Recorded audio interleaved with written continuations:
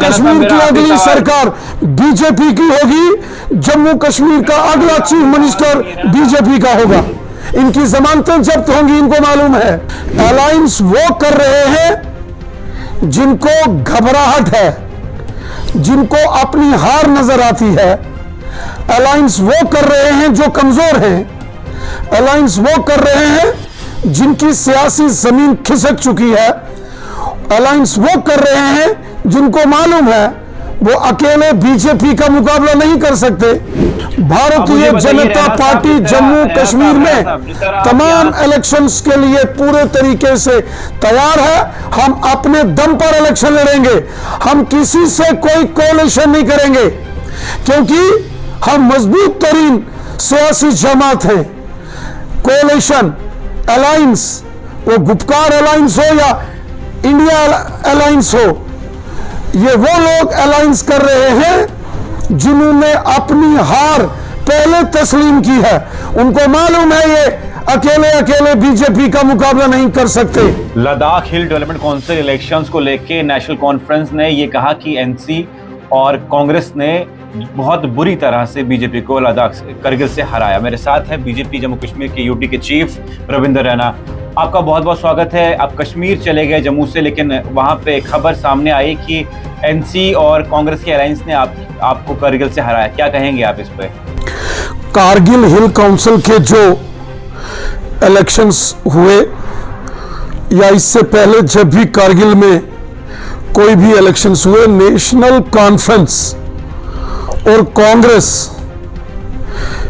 वहां एक दूसरे के सियासी दुश्मन रहे हैं, एक दूसरे के सियासी हरीफ माने जाते हैं और दोनों में जबरदस्त इख्तलाफात हैं करगिल के अंदर। और इस बार भी दोनों ने एक दूसरे के खिलाफ इलेक्शन लड़ा है। दोनों ने करगिल के इलेक्शंस में एक दूसरे के खिलाफ जबरदस्त तनकीद की, बयानबाजी की, लेकिन जब रिजल्ट्स निकले तो इनके सुर ही बदल गए। यहां तक बात भारतीय जनता पार्टी की है तो 2018 में जब हिल डेवलपमेंट काउंसिल के इलेक्शंस हुए थे तो बीजेपी ने एक सीट जीती थी ज़ंस्कार की, और पहली मर्तबा भारतीय जनता पार्टी ने करगिल के अंदर हिल काउंसिल का इलेक्शन लड़ा था। इस बार भारतीय जनता पार्टी ने 2 सीटें जीती। 6-7 सीटों के ऊपर भारतीय जनता पार्टी दूसरे नंबर पर आई है और भारतीय जनता पार्टी के सपोर्टेड 2 इंडिपेंडेंट हिल काउंसिलर जीते हैं। लेकिन वो तो कहते हैं एनसी वाले कि वो हमारी सोच के हैं, जो लोग इंडिपेंडेंट 2 हैं। आप कहते हैं वो हमारे साथ हैं। चलिए, कहने में क्या जाता है। उन्होंने इलेक्शंस और कांग्रेस ने एक दूसरे के खिलाफ लड़ा। करगिल के अंदर कारगिल के अंदर देखिए, कभी कांग्रेस हिल काउंसिल का सीईसी उसका होता है तो कभी नेशनल कॉन्फ्रेंस का। ये दोनों सियासी हरीफ हैं। एमएलए के इलेक्शंस में भी वहां करबलाई साहब ने अगर 2014 में इलेक्शन जीता तो उन्होंने वहां नेशनल कॉन्फ्रेंस के जो लीडर थे, फॉर्मर मिनिस्टर, उनको हराया। वहां तो मुकाबला हमेशा कांग्रेस और नेशनल कॉन्फ्रेंस का रहा है, लेकिन दुनिया को दिखाने के लिए ट्वीट्स और बयानबाजी हो रही है।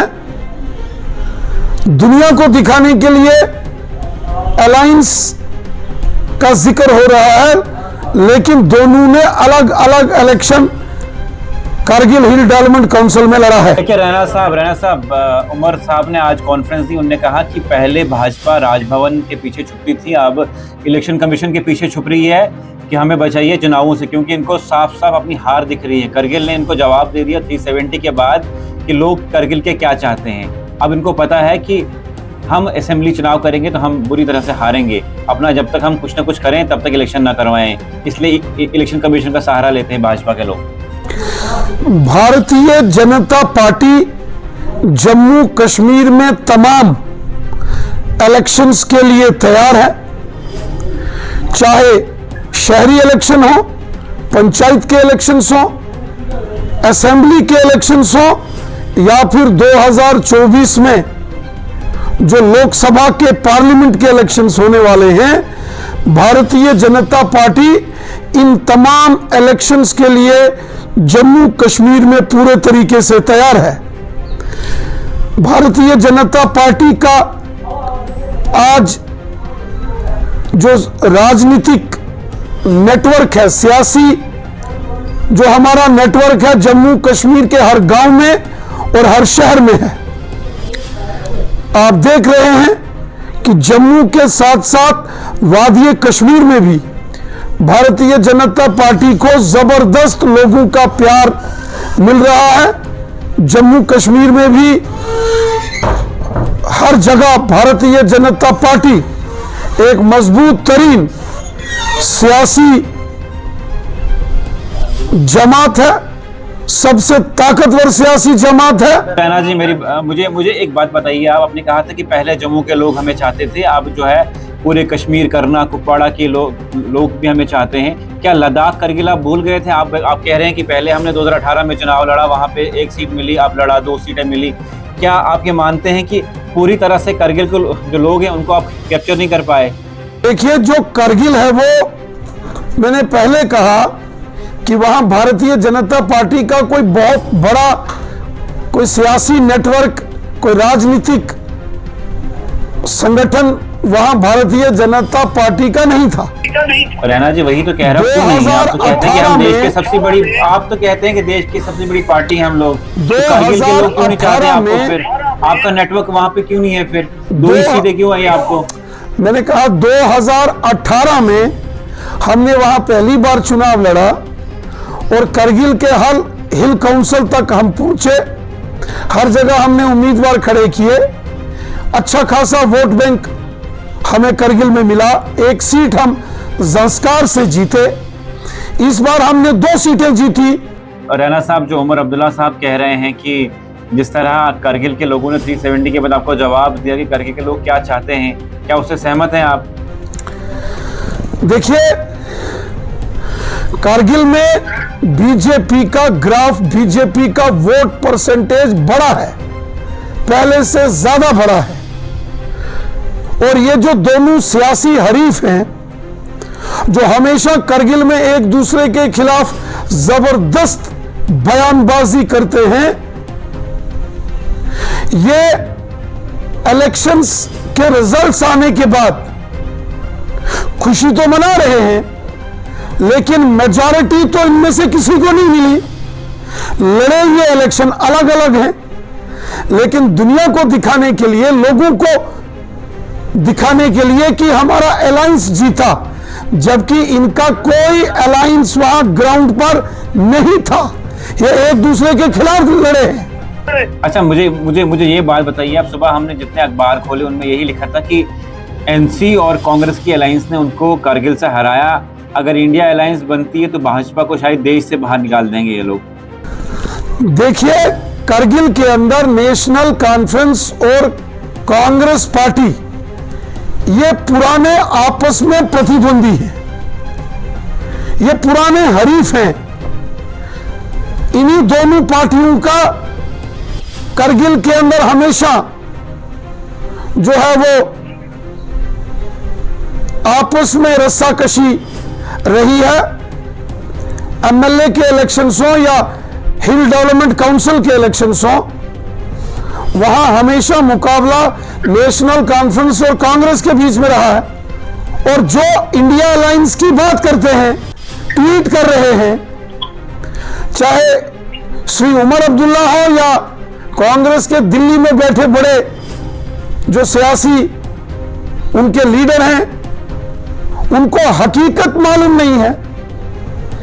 नेशनल कॉन्फ्रेंस और कांग्रेस ने कारगिल हिल काउंसिल का इलेक्शन एक दूसरे के खिलाफ लड़ा है, लेकिन दुनिया को दिखाने के लिए, जनता को, आवाम को दिखाने के लिए कि अलायंस में हमारी जीत हुई है, यह सरासर गलत है, यह झूठा प्रोपेगेंडा है। मुझे बताइए रविंद्र रैना जी, आप मुझे बताइए 2024 में अगर इंडिया अलायंस आती तो क्या क्या कहेंगे उस पे आप? अलायंस वो कर रहे हैं जिनको घबराहट है, जिनको अपनी हार नजर आती है। अलायंस वो कर रहे हैं जो कमजोर हैं। अलायंस वो कर रहे हैं जिनकी सियासी जमीन खिसक चुकी है। अलायंस वो कर रहे हैं जिनको मालूम है वो अकेले बीजेपी का मुकाबला नहीं कर सकते। तो इसलिए कभी गुपकार अलायंस करके नेशनल कॉन्फ्रेंस, कांग्रेस और पीडीपी ये इकट्ठा होकर चुनाव लड़ने की बात करते हैं, और कभी इंडिया अलायंस बनाकर वहां इलेक्शन लड़ने की बात करते हैं। ये सब हारे हुए खिलाड़ी हैं। जम्मू कश्मीर की जनता इन तमाम सियासतदानों को अच्छे से जानती है। ये आजमाए हुए सियासतदान हैं। इनको जम्मू कश्मीर की जनता अच्छे तरीके से जानती है। जम्मू कश्मीर में जिस तरीके से मोदी हुकूमत ने डेवलपमेंट की है, आज गांव गांव और शहर शहर में जबरदस्त डेवलपमेंट हो रही है। रैना साहब, जैसे आपने कहा अगली हुकूमत बनेगी, लेकिन आप जम्मू से निकले, कश्मीर पहुंचे, रामबन, बानीहाल, उसके बाद साउथ कश्मीर, आज आप कश्मीर श्रीनगर में हैं। अब मुझे बताइए क्या है, क्या जो आप तैयारियां कर रहे हैं, कैंपेन चला रहे हैं, क्या आप लोकसभा में हिस्सा लेने वाले हैं? जिस तरह 24 के इलेक्शन आने वाले हैं, आपकी जिस तरह धूमधाम से कैंपेन चल रही है, रामबन आप पहुंचे, बानीहाल आप पहुंचे, साउथ कश्मीर पहुंचे, आज श्रीनगर में है, क्या मकसद है आपका? भारतीय जनता पार्टी जम्मू कश्मीर के हर कोने में है, हर गांव, हर शहर में। आज भारतीय जनता पार्टी का मजबूत तरीन हमारा सियासी नेटवर्क है, और 2024 के पार्लियामेंट के इलेक्शन हो या जम्मू कश्मीर में जो असेंबली के इलेक्शंस होंगे, या फिर शहरी इलेक्शन या पंचायती इलेक्शंस, भारतीय जनता पार्टी उसकी तैयारी कर रही है। इलेक्शन कमीशन को फैसला लेना है। हम एक सियासी जमात है। आज श्री उमर अब्दुल्ला साहब कहते हैं कि बीजेपी को फैसला करना है। बीजेपी को फैसला नहीं करना है, फैसला इलेक्शन कमीशन को लेना है। बीजेपी इलेक्शंस के लिए तैयार है। तमाम इलेक्शंस, वो चाहे शहरी इलेक्शन हो, पंचायत इलेक्शन हो, असेंबली के इलेक्शन हो या पार्लियामेंट के इलेक्शन हो, भारतीय जनता पार्टी जम्मू कश्मीर में तमाम इलेक्शंस के लिए पूरे तरीके से तैयार है। हम अपने दम पर इलेक्शन लड़ेंगे। हम किसी से कोई कोalition नहीं करेंगे, क्योंकि हम मजबूत तरीन सियासी जमात हैं। कोalition, अलायंस, वो गुपकार अलायंस हो या इंडिया अलायंस हो, ये वो लोग अलायंस कर रहे हैं जिन्होंने अपनी हार पहले तस्लीम की है। उनको मालूम है ये अकेले अकेले बीजेपी का मुकाबला नहीं कर सकते, इनकी जमानतें जब्त होंगी, इनको मालूम है। इसलिए ये अलायंस बना के बीजेपी के खिलाफ महाज खोलने की कोशिश कर रहे हैं। लेकिन जम्मू कश्मीर की आवाम इनको पहचानती है, इनको जानती है। ये आजमाए हुए सियासी खिलाड़ी हैं। इन पर जम्मू कश्मीर की आवाम कभी भरोसा नहीं करेगी। रैना साहब, जिस तरह आप बानीहाल से कश्मीर गए बाई ट्रेन, क्या मकसद था उसमें क्या आपने मास्टर स्ट्रोक लगाया? लोग ये कहते हैं कि ये रैना साहब के सिर्फ मास्टर स्ट्रोक्स होते हैं। क्या जरूरत थी जाने की बानीहाल से कश्मीर तक बाई ट्रेन? नहीं, बानीहाल से बारामूला का सफर मैंने ट्रेन से किया। मैं ट्रेन में लोगों से मिलता हूं, आम लोगों, गरीबों, ज़ईफों, बेसहारा लोगों से मिलता हूं। आम जिंदगी जीने वाला एक शख्स हूं। जैसे आम लोग गाड़ी का सफर करते हैं, आम लोग रेल का सफर करते हैं, वैसे भी मैंने रेल का सफर किया और बनिहाल से बारामूला तक मैं रेल में गया, मैं एक आम इंसान हूं, जमीन पर सोने वाला इंसान हूं, गरीब हूं, ज़ईफ हूं और दर्दमंदों के लिए जीने वाला शख्स हूं, बेसहारा लोगों का सहारा हूं। मैं कोशिश करता हूं कि मैं लोगों की खिदमत करूं और खिदमतदार बन के काम करूं, आम लोगों की तरह जिंदगी जीता हूं। इसलिए बनिहाल से बारामूला जब वादी कश्मीर में आया तो ट्रेन में आया, कितने लोग मुझे उस रेल में मिले, कितने ऐसे लोगों ने अपने मसाइल मेरे सामने रखे और लोगों को लगा कि ऐसा भी सियासतदान होता है जो आम लोगों की तरह जिंदगी जीता है। और मैं हमेशा रविंद्र रैना जी, जो आप मसाइल बोल रहे हैं, रविंद्र रैना जी जो आप मसाइल कह रहे हैं, गरीबों के मसाइल आप हल करेंगे, उनमें एक सबसे बड़ा मसाइल ये है कि जम्मू कश्मीर में चुनी हुई सरकार होनी चाहिए। आपने एक बार क्या किसी अपने जलसे में कहा कि हम चाहते हैं इलेक्शन जल्दी हो जाए, इलेक्शन कमीशन जो है जल्दी चुनाव जम्मू कश्मीर में कराए। कहीं भी आपके जो जलसे किए आपने उनमें तो ये हमें सुनने को नहीं मिला कि आपने कहा कि इसी जल्दी इलेक्शन करवाए जम्मू कश्मीर में। कई बार भारतीय जनता पार्टी ने इस बात को दोहराया है कि हम इलेक्शंस के लिए तैयार हैं। बार बार बीजेपी ने कहा है कि शहरी इलेक्शन हो, पंचायती इलेक्शन हो, असेंबली इलेक्शन हो या 2024 में पार्लियामेंट के इलेक्शन हो, हम पूरे तरीके से इलेक्शंस के लिए तैयार हैं। आपका न्यूज चैनल न्यूज इनसाइडर, इसको पूरे मुल्क के लोग देखते हैं, मुल्क के बाहर भी लोग देखते हैं, यकीनन इलेक्शन कमीशन भी देखते होंगे। मैं आपके चैनल के माध्यम से कहता हूं कि बीजेपी इलेक्शंस के लिए तैयार है। बीजेपी पूरी ताकत के साथ इलेक्शन लड़ेगी और बीजेपी को हमें यकीन है कि जम्मू कश्मीर की आवाम बीजेपी को वोट देगी, क्योंकि बीजेपी ने जम्मू कश्मीर में खुशहाली लाई है, बीजेपी ने जम्मू कश्मीर में अमन लाया है, बीजेपी ने जम्मू कश्मीर में जबरदस्त डेवलपमेंट लाई है। लोगों का, गरीबों का, ज़ईफों का, बेसहारा लोगों का भला बीजेपी ने किया है। मोदी साहब ने जम्मू कश्मीर के अंदर अमनो अमान लाया, खुशहाली लाई। जी मुझे ये बताइए, और यकीन है मुझे आवाज आ रही कि इस खुशहाली को, इस जम्मू कश्मीर में जो डेवलपमेंट को और अपने बच्चों के अच्छे मुस्तकबिल के लिए जम्मू और कश्मीर के लोग दिल खोलकर बीजेपी को वोट देंगे। और जब भी यहां असेंबली के इलेक्शन, पार्लियामेंट के इलेक्शन, शहरी इलेक्शन या पंचायती इलेक्शन होंगे, जम्मू कश्मीर की आवाम बीजेपी को दिल खोलकर वोट देगी और बीजेपी की प्रचंड बहुमत के साथ जम्मू कश्मीर की असेंबली में भी जीत होगी और पार्लियामेंट में भी जीत होगी। और यकीनन एक आखिरी सवाल जम्मू कश्मीर की अगली सरकार बीजेपी की होगी, जम्मू कश्मीर का अगला चीफ मिनिस्टर बीजेपी का होगा। रैना साहब, एक आखिरी सवाल ये है कि राजौरी से लेके अनंतनाग के लोग क्या कहते हैं कि आप उनके लिए ठीक हैं, वहां से आप इलेक्शन कॉन्टेस्ट कर सकते हैं? क्या वहां से आपका रेस्पॉन्स मिला? जिस तरह आप दौरे कर रहे हैं, सुनने में ये आ रहा है लोकसभा इलेक्शन आप वहीं से लड़ रहे हैं, राजौरी अनंतनाग। देखिए, अनंतनाग, राजौरी हो, श्रीनगर हो या बारामूला हो, राजौरी अनंतनाग की बात कर रहा हूं, जम्मू उस वाले सीट की बात कर रहा पार्लियामेंट्री हूं सीट हो या उधमपुर डोडा कठुआ सीट हो, रविंद्र रैना जम्मू कश्मीर की 5 पार्लियामेंट्री सीट पर इलेक्शन लड़ेगा, क्योंकि बतौर पार्टी प्रेसिडेंट ये मेरी जिम्मेवारी है कि भारतीय जनता पार्टी जम्मू कश्मीर में लोकसभा के चुनाव जीते। राजौरी से कॉन्टेस्ट करेंगे। मैं पार्टी का एक सिपाही हूं, पार्टी का वर्कर हूं। जो फैसला मेरी पार्टी करेगी, जो फैसला जम्मू कश्मीर की आवाम करेगी, मैं उसको पूरी ईमानदारी से पूरा करूंगा। मेरे बारे में फैसला मेरी पार्टी करेगी और मेरे बारे में फैसला जम्मू कश्मीर की आवाम करेगी।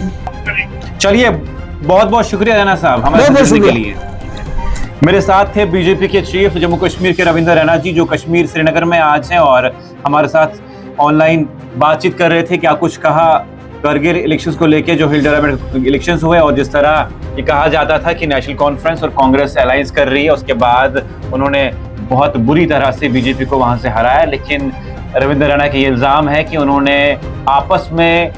इलेक्शन लड़े और उन्होंने अपने अपने कैंडिडेट खड़े किए, उनकी वहाँ पे जो है आपस में नहीं बनती है और ये सिर्फ लोगों को झूठ और फरेब बेचते हैं।